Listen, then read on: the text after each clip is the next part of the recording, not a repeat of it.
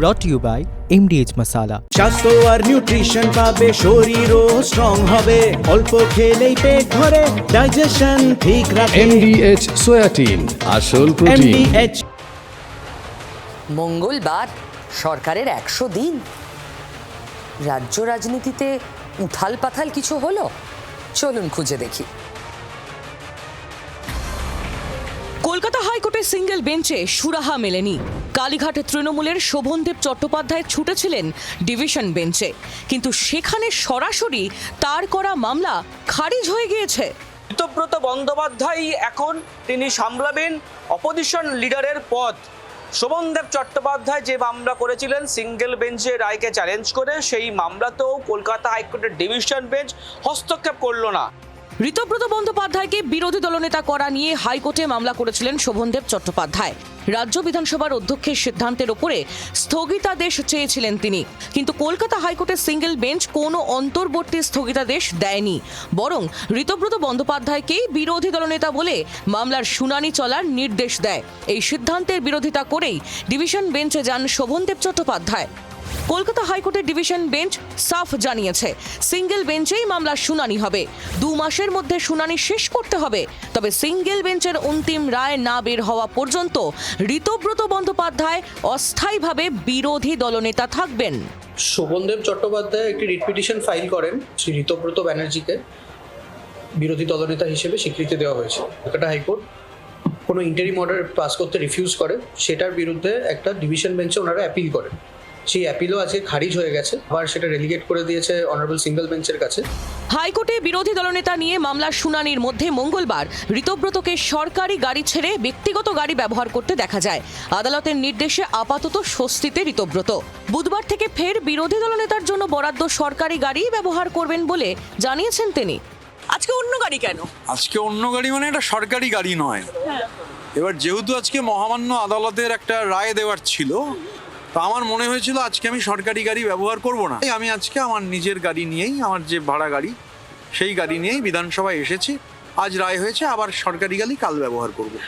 বিরোধী দলনেতা মামলায় শোভনদেবের প্রতিক্রিয়া পাওয়া যায়নি, তবে কালীঘাট তৃণমূলের কুণাল ঘোষ এদিন ফের একবার এই বিতর্কে তোপ দাগেন। যে ব্যক্তি ওখানে আছেন চাটন, তার জন্য অস্থায়ীটা নতুন নয়। সিপিএমেও উনি অস্থায়ী ছিলেন, তৃণমূলেও উনি অস্থায়ী ছিলেন, বালুরঘাটের নম্রতা দত্ত জীবনে উনি অস্থায়ী ছিলেন। ফলে এই অস্থায়ী ব্যাপারটা ওনার কাছে নতুন নয়। লজ্জার ব্যাপার হলো ওনার জন্য বিধানসভার বিরোধী দলনেতা পদটাতেও একটা অস্থায়ী শব্দ এসে গেল। আমাদের কাছে ঋতব্রতও যা, পরমব্রতও তা, অনুব্রতও তা। সিঙ্গেল বেঞ্চ বলেছিল যে ঋতব্রত বাবুই বিরোধী দলনেতা, আর যে সমস্ত সমস্যা যেগুলো ডিভিশন বেঞ্চ পাঠিয়েছে সিঙ্গেল বেঞ্চের কাছে, আদালতের ভোটে ভরাডুবির পর আড়াআড়ি ভেঙেছে তৃণমূল। এর সূচনা হয়েছিল ঋতব্রত বন্দ্যোপাধ্যায়ের হাত ধরে। তার সঙ্গে রয়েছে 68 জন তৃণমূল বিধায়কের সমর্থন, যাকে হাতিয়ার করেই মমতা বন্দ্যোপাধ্যায় তৃণমূলকে ঘোল খাওয়াচ্ছেন ঋতব্রত।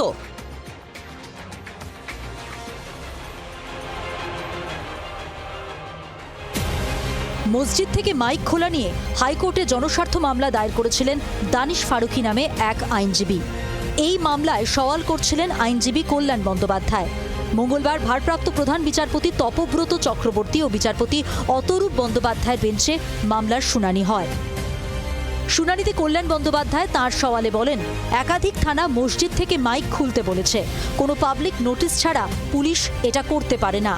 ভারপ্রাপ্ত প্রধান বিচারপতি তপব্রত চক্রবর্তী জানতে চান, কোন মসজিদ থেকে মাইক খোলা হয়েছে। অ্যাডভোকেট জেনারেল সুরজিৎ নাথ মিত্র জানান, মামলাকারীর অভিযোগের সমর্থনে কোনো নির্দিষ্ট নথি নেই। কোন থানার পুলিশ কোন ইমামকে ডেকেছিলেন, কী নির্দেশ দেওয়া হয়েছিল আবেদনে তার কোনো স্পষ্ট উল্লেখ নেই। ভারপ্রাপ্ত প্রধান বিচারপতি তপব্রত চক্রবর্তী জানতে চান, তাহলে কি পুলিশকে লাউড স্পিকার সরানোর কোনো লিখিত নির্দেশ দেওয়া হয়েছিল। অ্যাডভোকেট জেনারেল সুরজিৎ নাথ মিত্র জানান, কোনো লিখিত নির্দেশ নেই। প্রধান বিচারপতি ডিভিশন বেঞ্চ বলে, শব্দদূষণ নির্দেশিকা নিয়ে আগেই একটা আদেশ রয়েছে, পুলিশকে কী কারণে বৈঠক ডাকার কথা বলতে হলো। অ্যাডভোকেট জেনারেল জানান, রাজ্যের তরফে এমন কোনো বৈঠক করার নির্দেশ দেওয়া হয়নি। এরপরেই ভারপ্রাপ্ত প্রধান বিচারপতি তপব্রত চক্রবর্তী পরিষ্কার করে দেন, যে নির্দেশের কথা বলে মামলা হয়েছে তা মৌখিক। এমন কোনো মৌখিক কথার উপরে আদালতের কোনো নির্দেশ হতে পারে না, তাই মামলা খারিজ করে দেন তিনি। মসজিদে মাইক ব্যবহার সংক্রান্ত জনস্বার্থ মামলায় কলকাতা হাইকোর্ট হস্তক্ষেপ করল না। হাইকোর্টের বক্তব্য যে মৌখিক নির্দেশ এবং মামলাকারী যে 4000 মসজিদ থেকে মাইক খুলে নেওয়া হয়েছে যে অভিযোগ তিনি তুলছেন তার সপক্ষে যথেষ্ট প্রমাণ তথ্য নেই, তাই আদালত মৌখিক নির্দেশের উপরে কোনো নির্দেশ দিতে পারে না। অ্যাডভোকেট জেনারেল যেটা কোর্টে বলেছে সেটা হচ্ছে যে না, এরকম কোনো ওরাল অর্ডার দেওয়া হয়নি, ওরা কোনো সরকার থেকে কোনো ওরাল অর্ডার দেয়নি, পুলিশ কোনো ওরাল অর্ডার দেয়নি, এটা কথাটা বলেছে। এবং কোর্ট বলেছে যে এই যে যা কিছু আছে ওরাল, তার তো কোনো প্রমাণ নেই, ওরাল তো কোনো প্রমাণ হতে পারে না, তাই জন্য আমাদের পিটিশনকে ডিসমিস করেছে। মামলাকারী আইনজীবী কল্যাণ বন্দ্যোপাধ্যায় বলেছেন যাতে কোনো মসজিদ থেকে মাইক তারা না খোলেন এবং ডেসিবেলের যে মাপ রয়েছে, দূষণ মাত্রা যে নিয়ন্ত্রণে যে মাপ রয়েছে তার মধ্যেই মাইক বাজাতে হবে বা আজান দিতে হবে, সেই নির্দেশ জারি করেছে কলকাতা হাইকোর্ট, এমনটা ব্যাখ্যা কল্যাণ বন্দ্যোপাধ্যায়। এরপর থেকে কোনো মসজিদে কোনো মাইক খুলবেন না, পুলিশ ওরাল অর্ডার দিলে কেউ খুলবেন না। আর পুলিশ এসে মসজিদে ঢুকে বললে আপনারা কমপ্লেন লজ করুন, সেই পুলিশ অফিসারের নাম লেখা। ইসলাম এই পৃথিবীতে প্রবর্তিত হয়েছিল, সেই সময় তো মাইক ছিল না। কল্যাণবাবু নিজেই একটা মাইক, তাকেই মসজিদের উপর চড়িয়ে দেওয়া উচিত, তাহলে আর মাইক প্রয়োজন হবে না। মাইকের শব্দ দূষণে যদি প্রশ্ন আসে তাহলে সেটা নির্দিষ্ট ধর্ম বা নির্দিষ্ট ধর্মস্থান ভিত্তিক কেন হবে? আদালত মামলা খারিজ করায় মসজিদে মাইক খোলা নিয়ে আপাতত বিতর্কের অবসান হলো বলেই মনে করা হচ্ছে।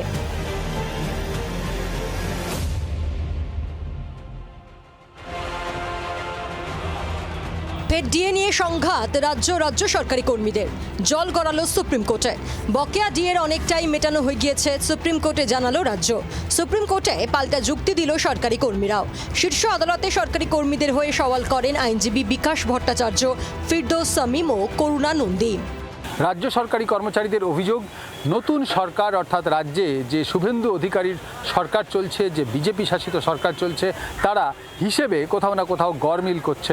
সেই গরমিলের বক্তব্য আসছে তার কারণ রাজ্য সরকারি কর্মচারীদের যে সংখ্যা দিয়ে পাওয়ার কথা, সেই সংখ্যা দিয়ে তারা পাচ্ছেন না। রাজ্যের পক্ষে সলিসিটর জেনারেল তুষার মেহতা বলেন, এখনো অবধি 7,700 কোটি টাকা দিয়ে দেওয়া হয়েছে, যা প্রায় 65%।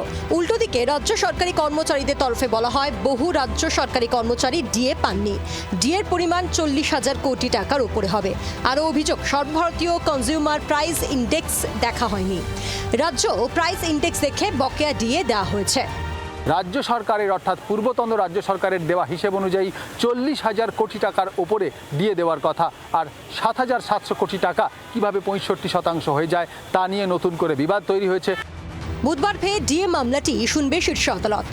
41,770 কোটি টাকার যে হিসেব দেওয়া হয়েছিল, সেই হিসাব থেকে আজকে কিভাবে এই বিচ্যুতি ঘটে। পুরো কর্মীবৃন্দকে যদি একসঙ্গে নেওয়া হয়, সরকারি কর্মচারী, গ্র্যান্টিন এড এবং পেনশনার, তাহলে কিন্তু ওই ফিগারটি আসবে, বরঞ্চ হিসেবটা একটু বাড়বে। কোনোভাবেই সেটা 6,000 কোটি টাকা বা 7,000 কোটি টাকা হবে না। আমরা মনে করছি যে সুপ্রিম কোর্টের নির্দেশ মেনেই সেই বকেয়া পরিশোধ হওয়া প্রয়োজন, 1 নম্বর। আর দ্বিতীয় হচ্ছে যে হিসেব নিয়ে মানে কতটা পরিমাণ বকেয়া হয় তার হিসেব নিয়ে যে গোলমাল, সেই গোলমালটা সঠিক হওয়া উচিত বলে আমরা মনে করছি। এই দুটো বিষয়কে নিয়েই আমরা মূলত আদালতে করতে চেয়েছিলাম। বিচারপতি সঞ্জয় করল এবং বিচারপতি অগাস্টিন জর্জ মাসিহার বেঞ্চ সব পক্ষকে 2 থেকে 3 জন প্রতিনিধির নাম জমা দেওয়ার নির্দেশ দিয়েছে।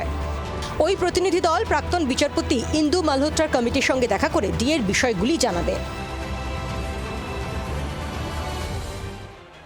দারুণ বিশুদ্ধ প্রাকৃতিক হলুদ, লঙ্কা, ধনে, না লঙ্কা, ধনে, হলুদ, MDH MDH।